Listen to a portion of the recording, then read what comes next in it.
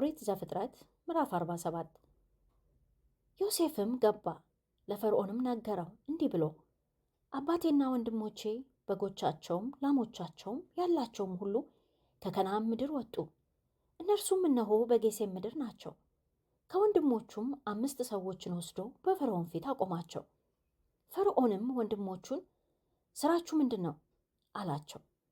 እነርሱም ፈርዖንን እኛ ባሪያዎችህ እኛም አባቶቻችንም በግ አርቢዎች ነን አሉት። ፈርዖንንም እንዲህ አሉት፣ በምድር ልንቀመጥ በእንግድነት መጣን።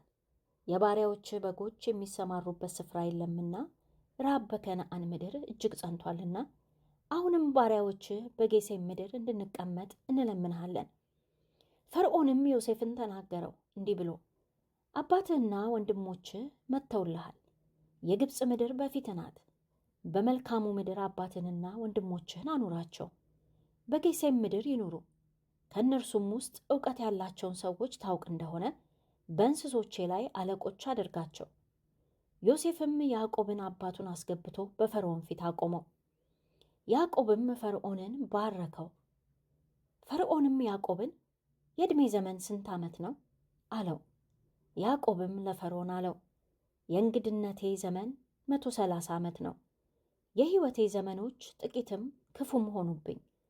አባቶቼ በእንግድነት የተቀመጡበትንም ዘመን አያህሉም። ያዕቆብም ፈርዖንን ባረከው፣ ከፈርዖንም ፊት ወጣ። ዮሴፍም አባቱንና ወንድሞቹን አኖረ። ፈርዖን እንዳዘዘም በግብፅ ምድር በተሻለችው በራምሴ ምድር ጉልትን ሰጣቸው። ዮሴፍም ለአባቱና ለወንድሞቹ ለአባቱም ቤተሰቦች ሁሉ እንደ ልጆቻቸው መጠን እህል ሰጣቸው።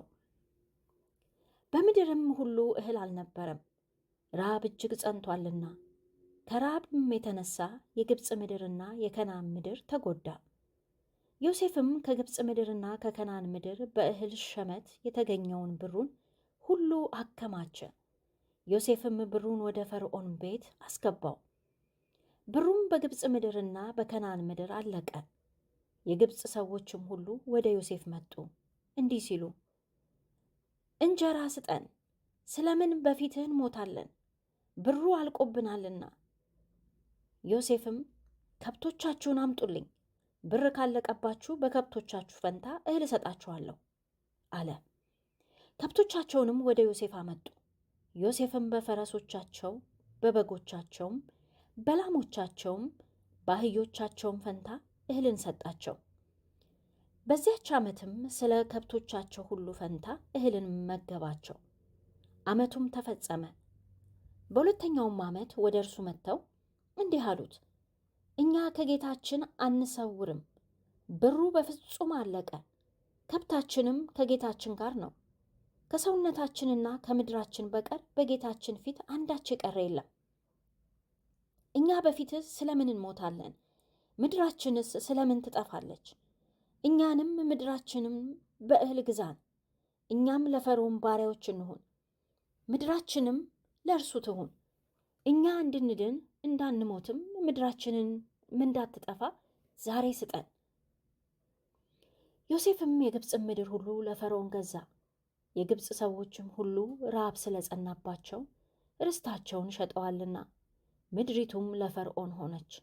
ሕዝቡንም ሁሉ ከግብፅ ዳርቻ አንስቶ እስከ ሌላው ዳርቻዋ ድረስ ባሪያዎች አደረጋቸው። የካህናትን ምድር ብቻ አልገዛም፣ ካህናቱ ከፈርዖን ዘንድ ድርጎ ያገኙ ነበርና፣ ፈርዖንም የሰጣቸውን ድርጎ ይበሉ ነበር። ስለዚህም ምድራቸውን አልሸጡም። ዮሴፍም ሕዝቡን እንዲህ አለ፣ እነሆ ዛሬ እናንተንና ምድራችሁን ለፈርዖን ገዝቻችኋለሁ። ዘር ውሰዱና ምድሪቱን ዝሩ። በመከርም ጊዜ ፍሬውን ከ5 እጅ አንዱን እጅ ለፈርዖን ስጡ።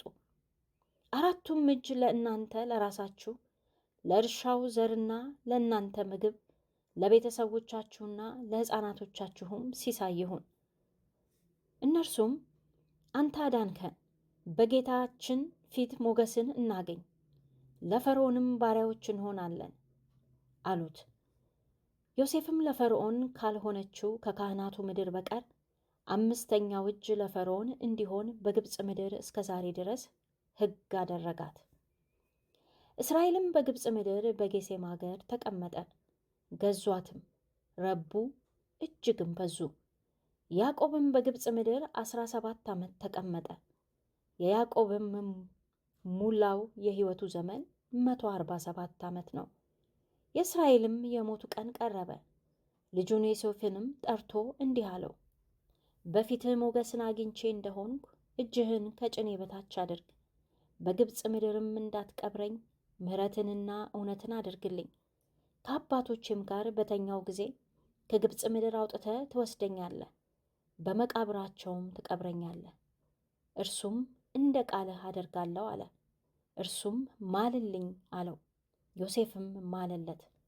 እስራኤልም በአልጋው ራስ ላይ ሰገደ።